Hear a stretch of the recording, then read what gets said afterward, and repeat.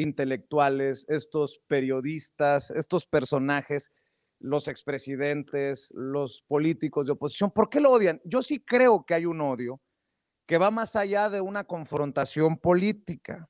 Digo, eh, cosas como las que hace Andrés Manuel López Obrador seguramente les han de generar retortijones. Por ejemplo, esto que se burla de Roger Bartra, que nos deja de tarea, por cierto, no la hice, de qué significa retropopulista en la crítica a los intelectuales, pues les ha de caer muy mal, pero ¿te has puesto a pensar por qué odian todos estos personajes a López Obrador o estoy exagerando cuando hablo de odio?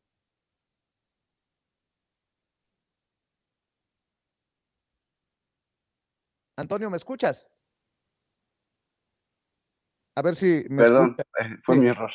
sí. Este, creo que hay 2 cosas. En primer lugar, lo que estamos viendo es, la, el enfrentamiento entre 2 proyectos de país. Es por un lado, el proyecto o el modelo neoliberal, que ya lo sufrimos más de 3 décadas, que ya conocemos sus resultados, que ya sabemos cómo dejaron al país, que ya sabemos el saqueo al que nos sometieron, em, y que creó un régimen de privilegios fabuloso para un puñadito de personas. Y por otro lado, pues el proyecto le llaman populista para desacreditarlo, pero en realidad es popular. Ese es el proyecto de López Obrador, de hacer un país más justo para todos. Así de sencillo es el proyecto, así de sencillo es definir el proyecto de López Obrador. No es que sea sencillo en sí el proyecto, pero ese simple hecho afecta los intereses de aquellos que se vieron súper beneficiados durante más de 3 décadas, que acumularon riquezas fabulosas, con base en básicamente latrocinios y saqueo.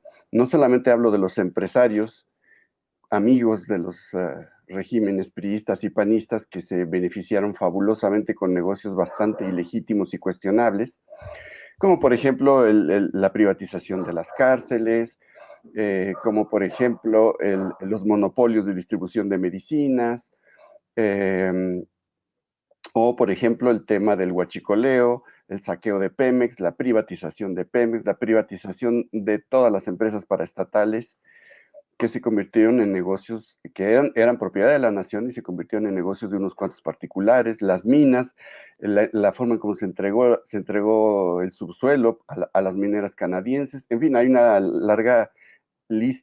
larguísima lista de estos privilegios. Sabemos que estos empresarios, tanto nacionales como extranjeros, incluso no pagaban impuestos y ahora se les exige que los paguen. Eh, no solo me refiero a esto, sino también pues a todo este sector encargado de defender ideológica y periodísticamente el proyecto neoliberal, que son los llamados intelectuales orgánicos y los periodistas que acabas de mencionar, que también fueron muy beneficiados económicamente, y que tenían, es curioso porque son los mismos que ahora se quejan de que sienten amenazada la libertad de expresión, pero durante todas estas décadas en que predominó el régimen neoliberal, administrado por el PRI o por el PAN, indistintamente, pues todos ellos gozaron de la exclusividad de todos los espacios y de todos los medios. La otra vez que me entrevistaste te decía eso, ¿recuerdas? Si tú veías un periódico, los artículos eran los mismos nombres Uh -huh. que escuchabas si abrías un canal de televisión y veías un programa de análisis, o un programa de radio con una mesa de análisis, o donde fuera, un puñado de nombres, un grupo de intelectuales, entre comillas, y periodistas, haciendo el análisis y explicándonos, haciéndonos el gran favor de explicarnos las bondades del horror que vivíamos. Ellos detentaban los espacios, los ocupaban todos. Los espacios de libertad de expresión real en México eran contados y siguen siendo contados con los dedos, ¿no? De una mano. Y ahora que que se les exhibe, que el presidente los exhibe, no coarta su libertad en modo alguno, pero sí los exhibe, entonces dicen que está amenazada su libertad. Lo que están amenazados o ya se están, o ya se extinguieron son sus privilegios, y los privilegios de quienes los financian, de los medios, de los dueños de los medios que los financiaron todo este tiempo y que los siguen financiando. Eso es lo que les causa mucha rabia y mucho enojo. Eso por un lado. Por otro lado, vamos, incluso el tema del outsourcing debe generar mucha rabia en muchos dueños de medios de comunicación, porque la inmensa mayoría de los grandes medios de comunicación contrataban a la mayoría de su personal vía outsourcing. Bueno, ahora es ilegal y ahora tienen que contratar a la gente legalmente y pagarles su seguro social y sus derechos laborales, etcétera. Y eso también debe causarles una enorme, enorme irritación y enorme molestia. Y por otro lado está el clásico, valga la cacofonía, clasismo de la derecha, no solo la mexicana, la derecha, es decir, el clasismo y el racismo es inherente a la derecha en cualquier parte del mundo. El odio a los pobres, el odio a los de color de piel más oscuro, etcétera. Y bueno, en un gobierno donde se privilegia el trato a quienes fueron despreciados, a los más pobres, a las clases más populares, a la gente de piel más oscura, claramente, se les dispara el odio clasista y racista de una manera espectacular y se exhiben además, ¿no? Muchos de estos personajes en sus redes se les escapan comentarios que claramente salieron desde lo más profundo, no de su intelecto, aunque se supone que son intelectuales algunos de ellos, sino desde su odio clasista, ¿no? Lo exhiben de una manera espectacular. Entonces, son esas dos cosas, la pérdida de los privilegios y el odio clasista y racista que los caracteriza. Puta madre, me estás describiendo a Porfirio Muñoz Ledo cuando dijo hace unos días, México no es un rancho, no es Macuspana. Y dije yo, ay, don Porfirio, le está saliendo lo azul de la Sí, sangre. ¿Entendió el que entendió, no? sí, así es. Oye, antes de ir con Manuel, ¿qué se siente? Nótese mi sarcasmo. ¿Qué se siente que te den una competencia tan cabrona a políticos como Gabriel Cuadri, que no hacen caricaturas, que son caricaturas? ¿Ya viste lo que dijo en Latinos? El país sería una potencia si yo lo hubiera gobernado. Esa es una pinche caricatura. No, te ganó, Elguera, te ganó Cuadri con eso. Es que mira, cuando ellos eran dueños cuando ellos eran una sola voz y ocupaban todos los medios de comunicación, y no estaban desesperados ni a la defensiva, eh, no se exhibían de la manera tan patética como se exhiben actualmente, ¿no? Entonces, lo que ahora vemos es que estos personajes tienen una pobreza moral y una pobreza intelectual espectacular, mucho peor de lo que ya sabíamos o imaginábamos. Entonces, se les escapan tonterías así. Muchos personajes de la derecha son megalómanos y realmente tienen un vacío total de ideas y un vacío total de generosidad y empatía con el resto de sus conciudadanos. Y es el caso de este pobre diablo, que efectivamente es una caricatura en sí mismo, o Diego Fernández de Ceballos, ¿no? Que solamente él mismo se cree esa impostura, así como como si fuera un personaje del Quijote de la Mancha a punto de desenvainar la espada y retar a duelo a todo el pobrerío y el viejerío y los descalzonados y todo eso. Son personajes patéticos. Yo desde hace mucho me di cuenta y lo sostuve públicamente, que la derecha lo único que tiene que para ofrecernos eh, como proyecto de nación es odio. La derecha solo sabe odiar a los que son inferiores, entre comillas, desde su punto de vista, y solamente saben odiar e incluso exterminar a quienes piensan diferente. No existe tal cosa como un ideario de la derecha, no existe una ideología, de hecho, propiamente. La derecha es prejuicios y odio.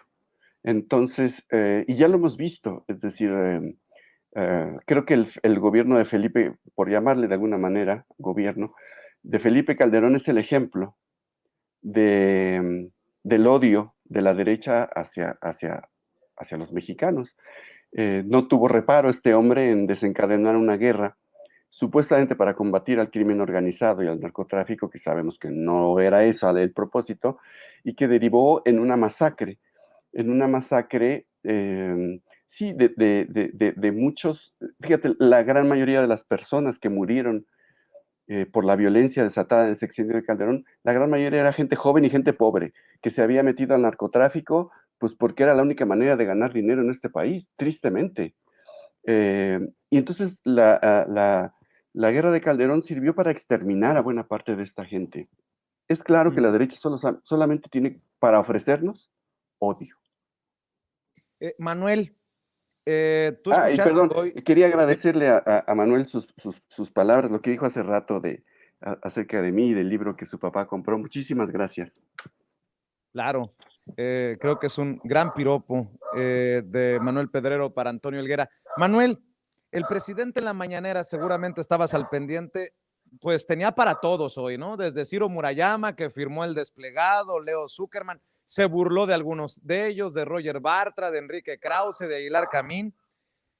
Dime tú, ¿qué piensas cuando escuchas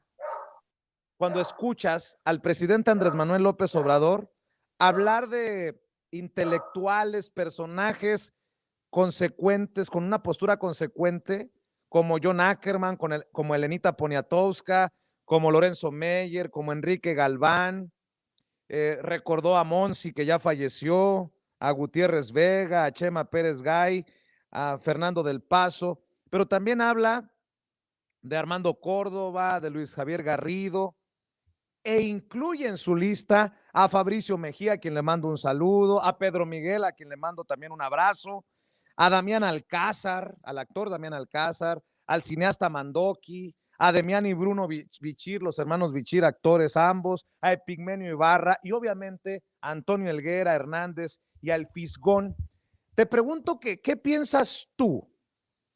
Porque con el odio del que habla Antonio Helguera, muchos desde el conservadurismo, desde la derecha, desde el prianredismo, se están burlando. ¿Qué piensas tú de la lista que da el presidente?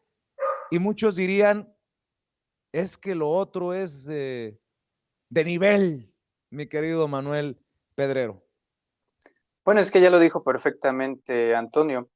La oposición mexicana en estos momentos tiene un gran problema.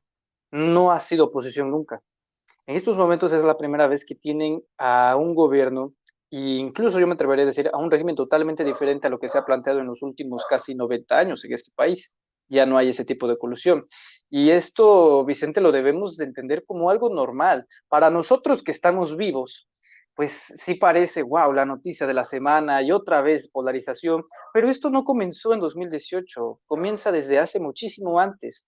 Y acerca sobre el tecnicismo del populismo, bueno, Rafael Correa, expresidente de Ecuador, tiene una forma fabulosa de definir lo que es el populismo, y en palabras de él dice, el populismo es lo que las élites usan como término cuando no entienden algo que está pasando, y es lo que está haciendo justamente las cúpulas del poder del PRI, del PAN, del PRD, incluso las económicas. Y mira, contrasto mucho esto como el entendimiento de la separación de un poder, que era el económico, que tenía injerencia directa en el Estado. Así como Juárez separó en su momento al poder eclesiástico del poder político del Estado, bueno, esto también se debe de comprender como el separamiento del poder económico, pero ahora del poder político, que ya no hay injerencia directamente, que ya no son los patrones, los exdueños de los que se sentían amos y señores de este país.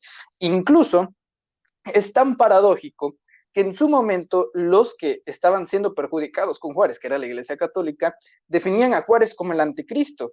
Ahora quienes son los separados y los perjudicados por la separación de Andrés Manuel López Obrador del poder económico al poder político son los empresarios y lo califican de comunista, de socialista.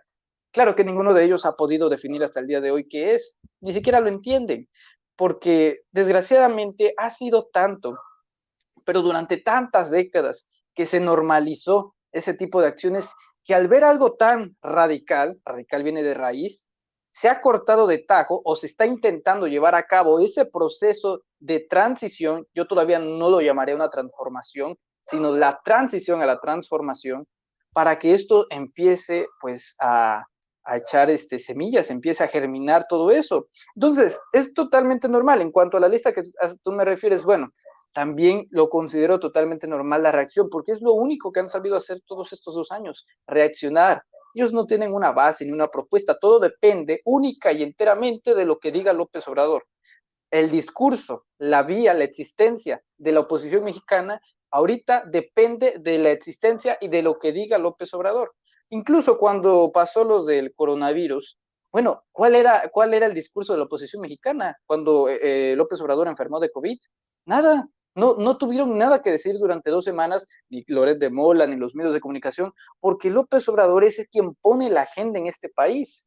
Por lo tanto, el único papel que pueden desempeñar ellos, debido a que no tienen propuesta, no tienen camino, no tienen ideología ni base, no ven una visión ni panorama a lo que están haciendo, lo cual desde luego entiendes por qué se juntan en esta alianza que no tiene ni camino, no tiene una cabecilla. ¿Quién es el líder del PRIAN, Vicente?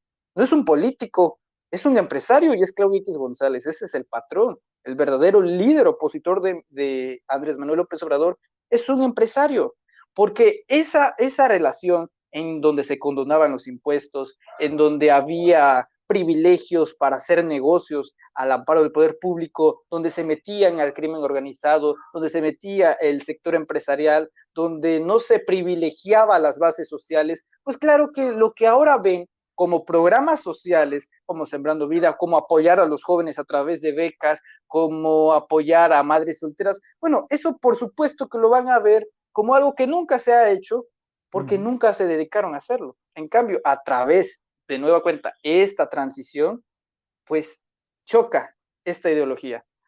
Desafortunadamente, muchos mexicanos caen en la trampa de hacerles el juego sucio. Me refiero a unirse a este debate del racismo, del clasismo, pero incluso me atrevería a decir que después de tanto tiempo, también deberíamos de verlo como normal y deberíamos de empezar a trabajar para que ya no sea normal, para que en un día este país la mayoría étnica no sea la discriminada.